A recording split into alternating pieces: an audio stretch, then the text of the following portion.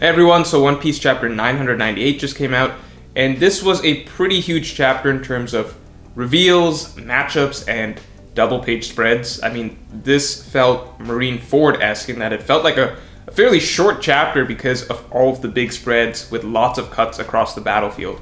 And of course, a lot of people have been tweeting at me and commenting on videos asking me more and more if I still think this whole thing is going to end in failure or not. And I'll talk about all that at the end of the review.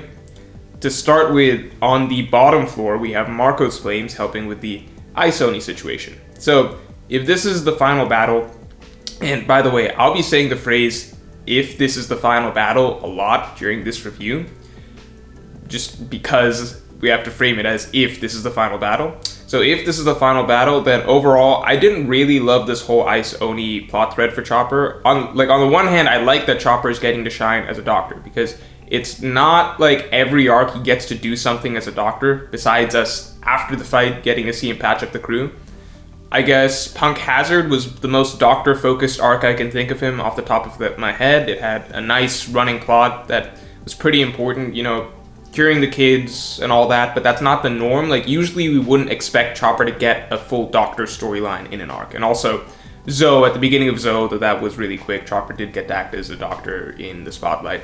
But not like Punk Hazard, where it was a big deal throughout the arc. So, on the one hand, I like that this was the first fight, at least the first fight I can remember, where Chopper had to, he had to be a doctor and do doctor things that no one else could do in the middle of the fight itself. And this was objectively really important, because solving the Ice Oni situation was obviously important, but at the same time, it just went by so fast. I didn't really feel like, for me personally, enough time or focus was spent on it to really feel, for me to feel the drama of the situation, escalate, and for me to really get, invested in what Chopper was doing.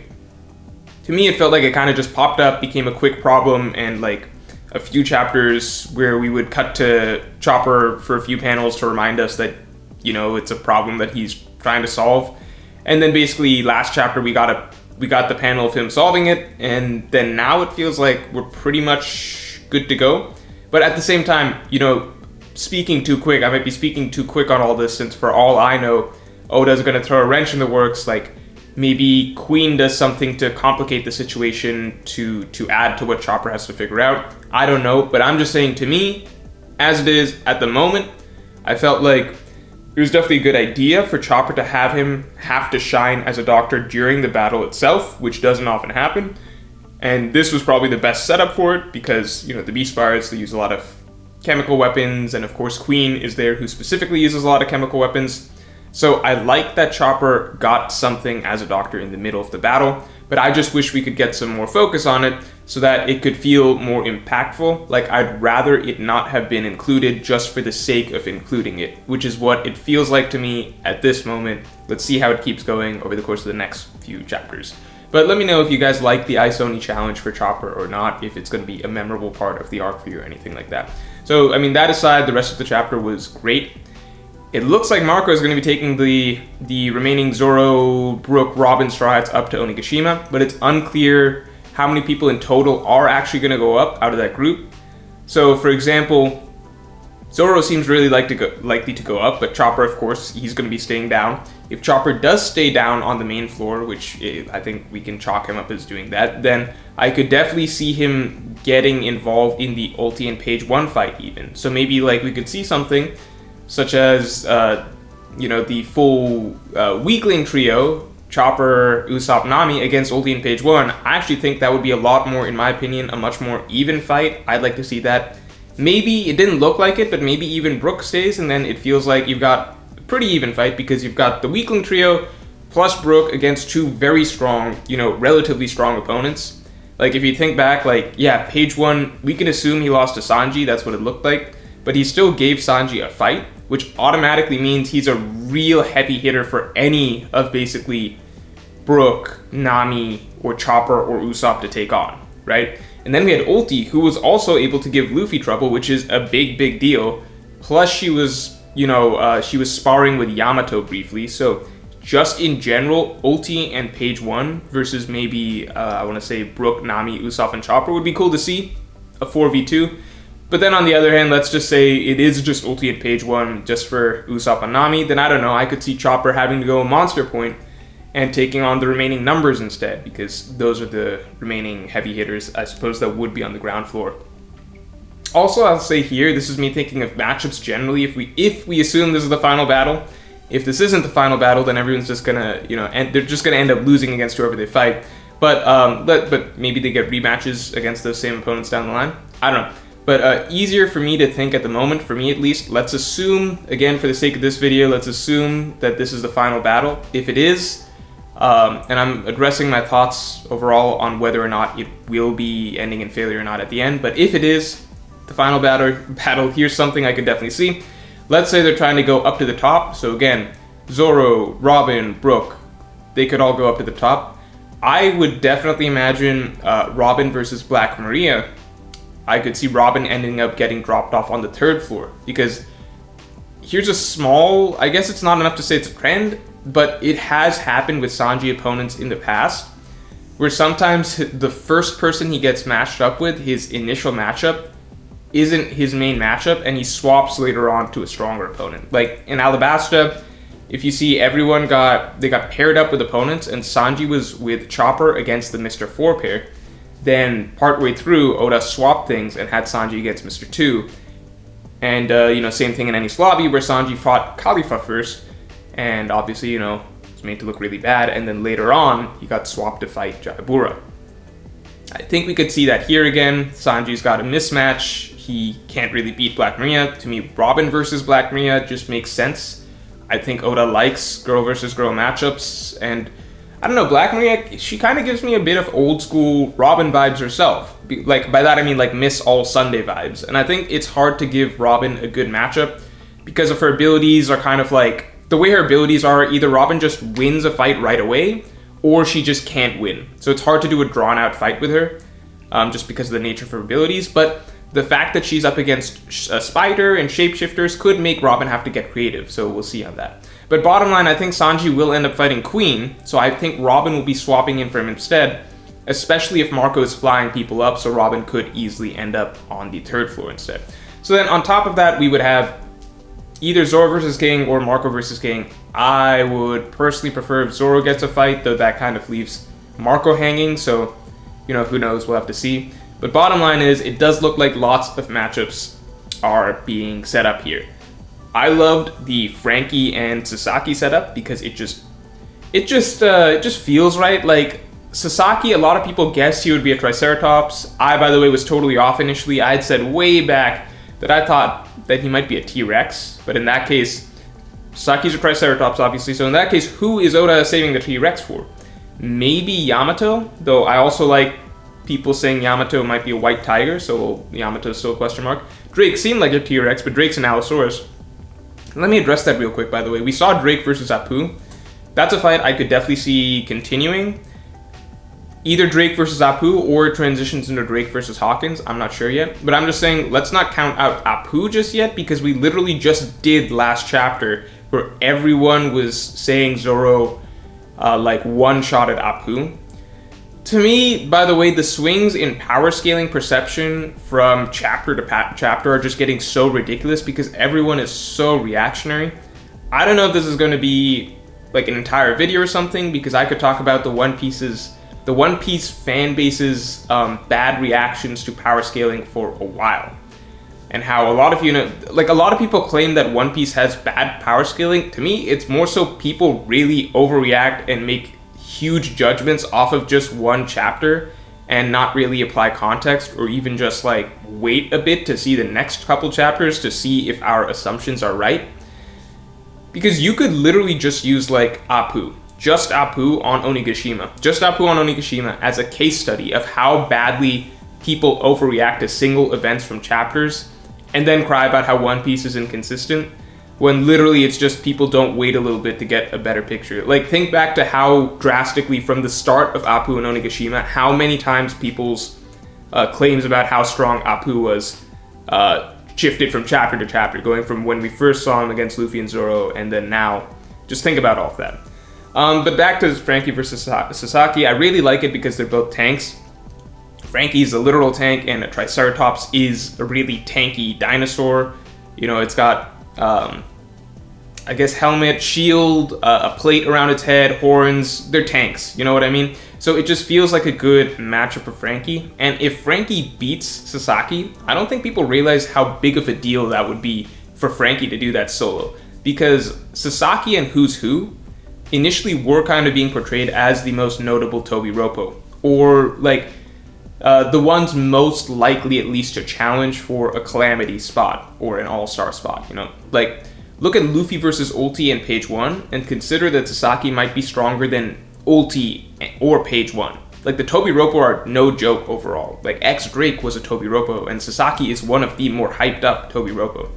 I really like Sasaki's design too, but it was also kind of what you would expect for a Triceratops fruit, so nothing crazy. Like, if we want to talk about the other Tobiroppo's fruit reveals, Black Maria's was great.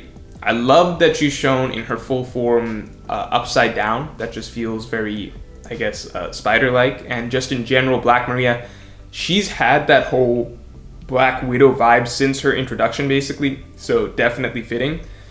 But I'm definitely very, very surprised. Like, I don't know if you all were as surprised to see that her bottom half, the spider half, is alive. It's its own entity, so it seems like she's actually a gifter, unless, I can't remember, unless there are other examples in the series that I can't think of where a normal zone user has its animal half also be alive. Like, no, right? Like, that's just the gifters, right? That's the gifters thing, because if it's the case that Black Maria is a gifter, then huge props to her, because she is by far the most successful gifter we've ever seen. Like, she should be an inspiration to gifters everywhere. That, like, look, you don't just have to be a meme just because you're a gifter. You don't just have to be a gag obstacle that Luffy one-shots on his way up to Kaido. You don't just have to stop at, you know, the glass ceiling of being a headliner, which is a really meaningless title. Like, Black Maria has shattered the glass ceiling for gifters. She has changed what is possible for a gifter in the Beast Pirates society. She's like the equivalent of Rosa Parks. Probably a bad example, but you get what I'm saying. That's a bad example. But the equivalent of a minority doing something or achieving something, a high status for the first time in society. I wonder if we'll ever see a gifter become a Yonko. Who knows? Maybe in the future. But Tobiroppo is pretty good. I'm gonna move on. I already said that I don't think Sanji will fight Black Maria for long. Who's Who versus Jinbei was definitely the personal highlight of the chapter for me, because it's just a matchup that I just didn't see coming. I actually don't know who did. I'm sure some people did.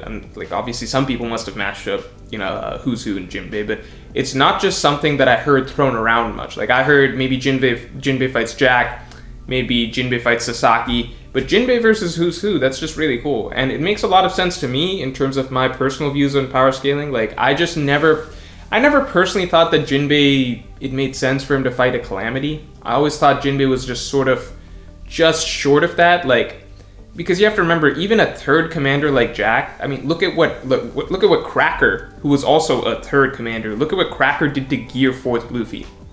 So maybe some of you all believe Jinbei is above Gear 4th Luffy, but I personally didn't.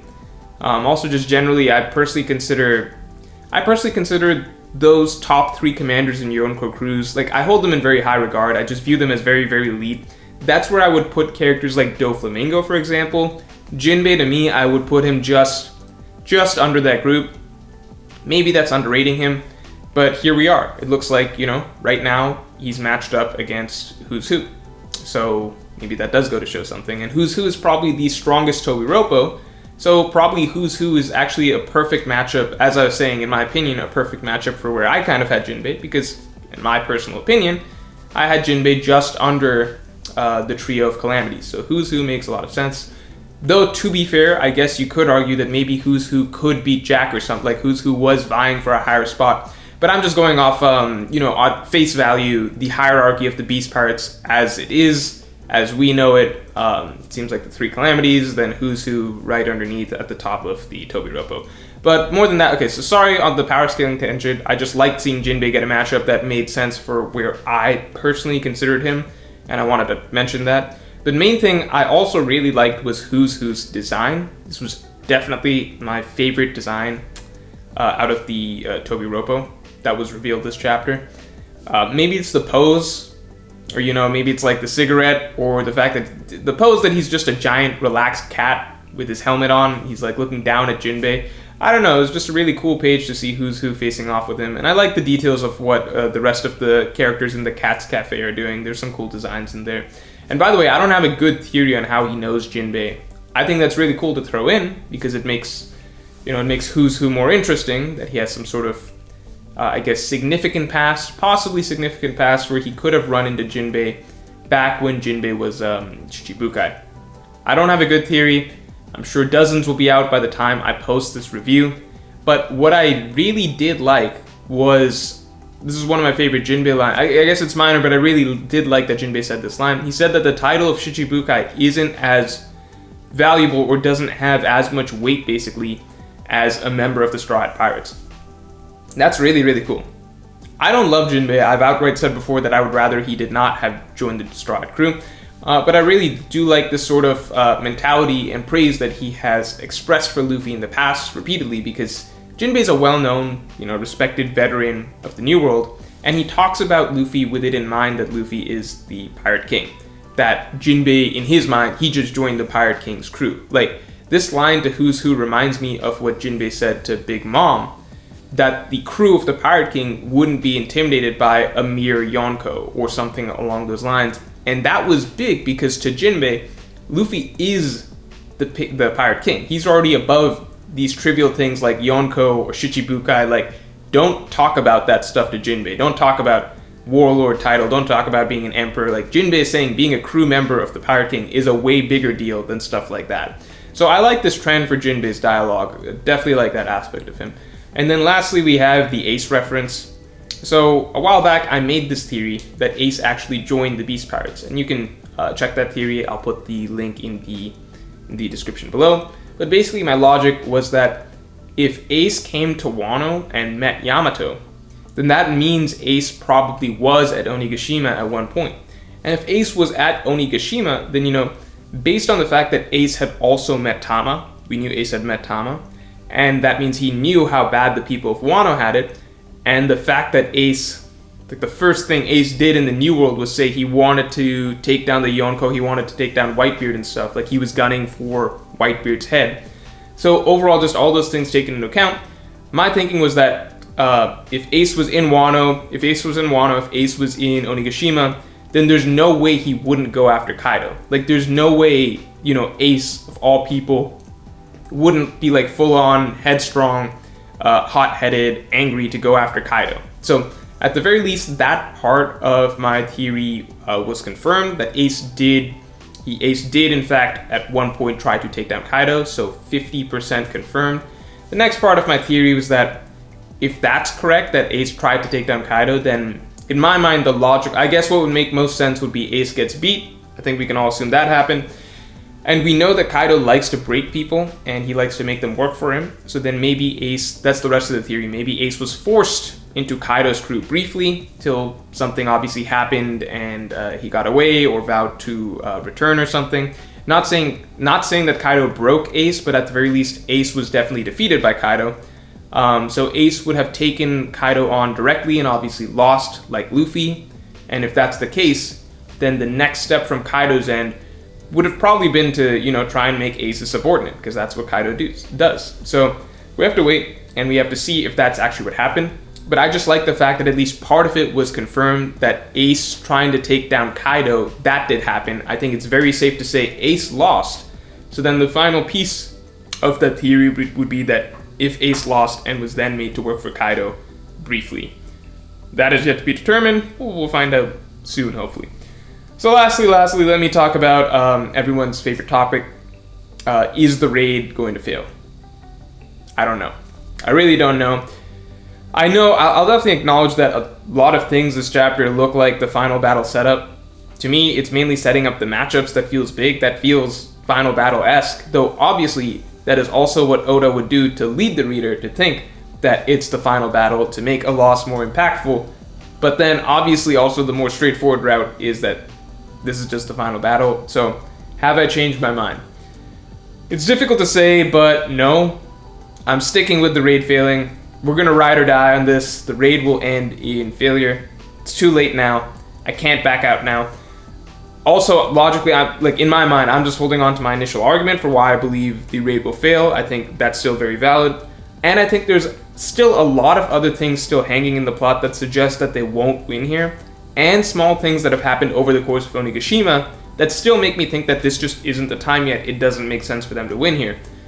And also, of course, I'm just sticking to my guns at this point. We sink with the ship if we're wrong, but we still hold out faith that we're going to be right. And don't worry, if I'm wrong, which I don't think I will be, but if I'm wrong, I'll be doing a full video addressing myself being wrong, and you can all get your jokes out then. Obviously, I will do a celebration stream if the raid does fail, not because the theory was right, but because I genuinely believe that's really, really good and better for the story, and would be amazing for Wano and One Piece in general. So, on that note, I will talk to you all later.